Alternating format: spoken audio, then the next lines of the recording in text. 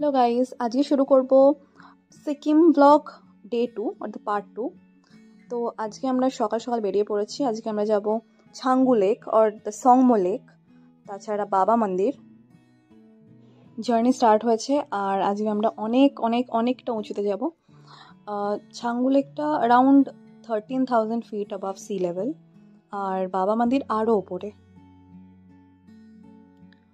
আমরা একটু এখানে দাঁড়িয়েছি কারণ পারমিট করাতে হবে প্রথমে। ছাঙ্গু লেক আর বাবা মন্দিরের জন্য পারমিট করাতে হয় কারণ ওটা প্রোটেক্টেড এরিয়ার মধ্যে পড়ে।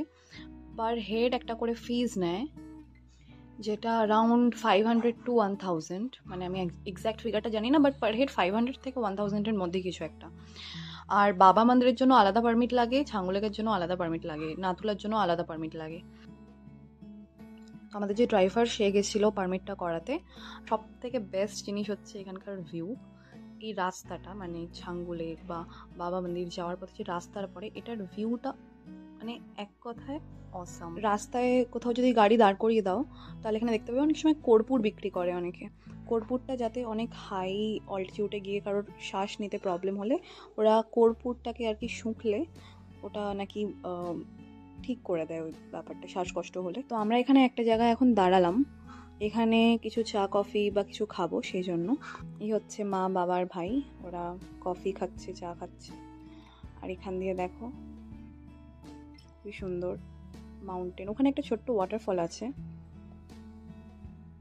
এই ওয়াটারফলটার নাম মন্দাকিনী ওয়াটারফল। জায়গাটা খুবই সুন্দর। এখানে একটা ছোট্ট শপ আছে, এই শপ থেকেই আমরা চা কফি কিনেছিলাম। মা ওখানে দাঁড়িয়ে আছে ফটো তোলার জন্য। আর এই হচ্ছে ওয়াটারফলটা, খুবই ছোট বাট সুন্দর। ওখানে পাশেই একটা ছোট্ট শপ আছে, ওখানে আমাদের ড্রাইভার বলল যে ফেরার সময় লাঞ্চ এখান দিয়েই করব।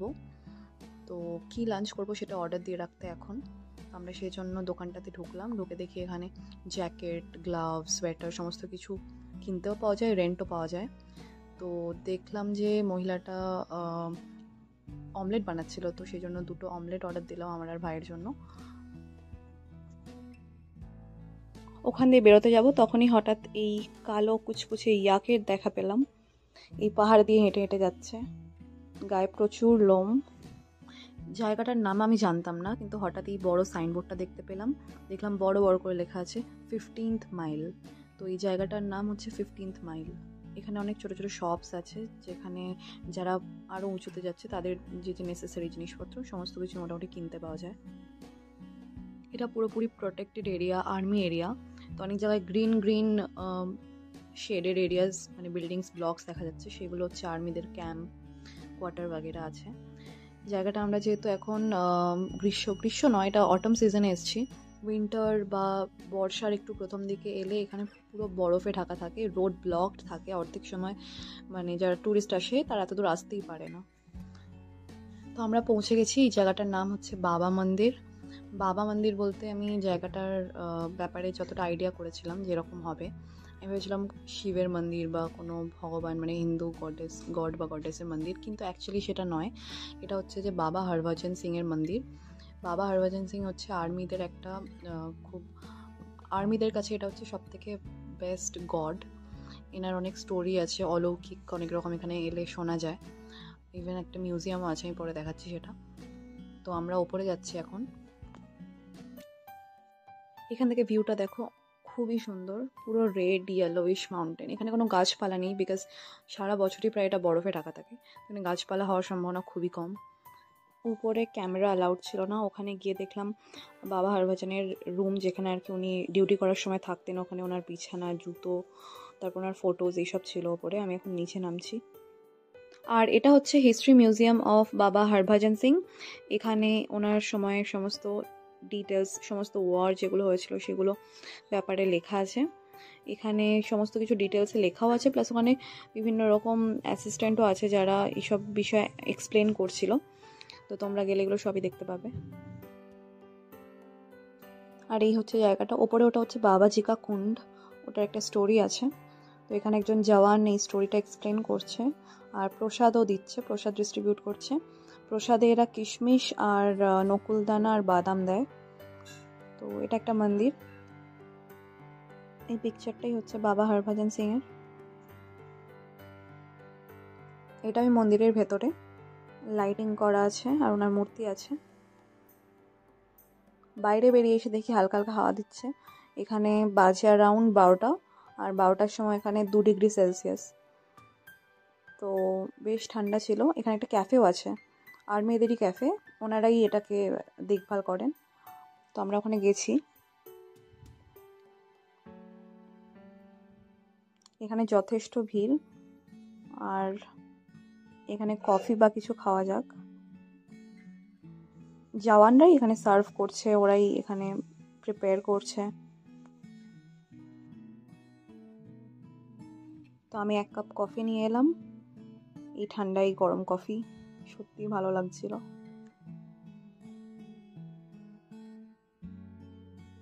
এত উপরে এসে বরফ না দেখতে পেয়ে আমাদের মনটা খারাপ হয়ে গেছিল। তো সেই জন্য নাথুলাও যাইনি, কারণ বাবা মন্দির থেকে নাথুলার ডিস্টেন্স 4 থেকে 5 কিলোমিটার। আমরা যাইনি কারণ বরফ নেই, তো এই জায়গা ওই জায়গা মোটামুটি সেমই দেখতে, তো সেই জন্য আর যাওয়া হয়নি। তো আমরা ওখান থেকে গেলাম নতুন বাবা মন্দিরের দিকে। নতুন বাবা মন্দিরটা বাবা মন্দির যাওয়ার আগে পড়ে।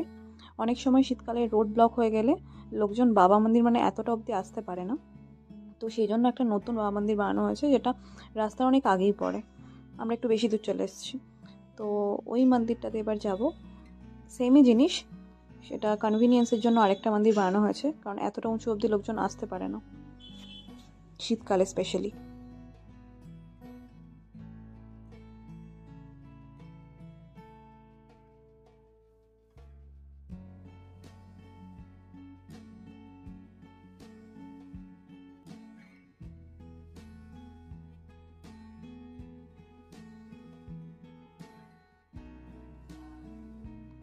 এখানেও তোমরা সেম মূর্তি দেখতে পাচ্ছ।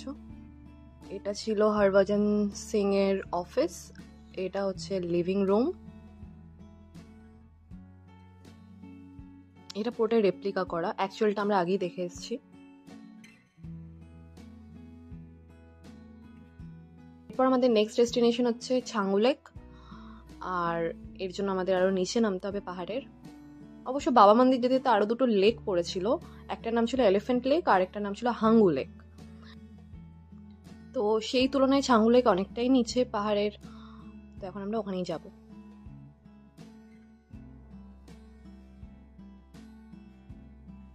তো আমরা পৌঁছে গেছি আমাদের নিউ ডেস্টিনেশন ছাঙ্গু লেকে। এখানে দেখতে পাচ্ছ পুরো জায়গাটা মাউন্টেন্স দিয়ে ঘেরা, উঁচু উঁচু মাউন্টেন্স, মাঝখানে লেকটা, প্রচুর ইয়াক দেখা যাচ্ছে এখানে।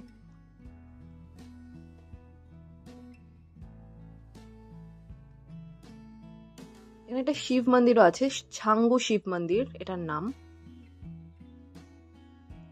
জায়গাটা অনেকটা এরকম, ওই দিকটা পার্কিং।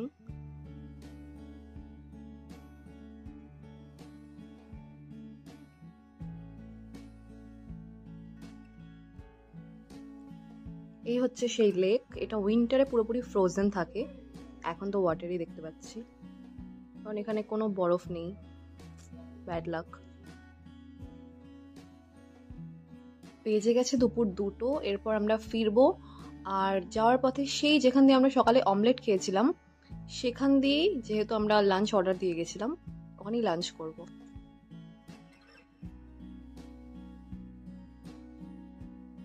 এখানে এসে দেখি দিদি, যিনি আমাদের লাঞ্চ বানাচ্ছেন, তিনি লাঞ্চ রেডি করেছেন। আর এটা হচ্ছে যে ফ্রাইড রাইস আর একটা অমলেট। ফ্রাইড রাইসের সাথে একটা তরকারি দিয়েছে, এগ ফ্রাইড রাইস ছিল। Now it's time to get back to the hotel. তো আমরা বেরিয়েছিলাম সকাল 7টাতে, আর এখন বাজে অলমোস্ট 3টে। হোটেল ঢুকতে ঢুকতে আই গেস 3:30 বাজবে। তো এটাই ছিল আজকের ট্যুর। ভিডিওটা কেমন লাগলো জানিও কমেন্টে। See you in the next video.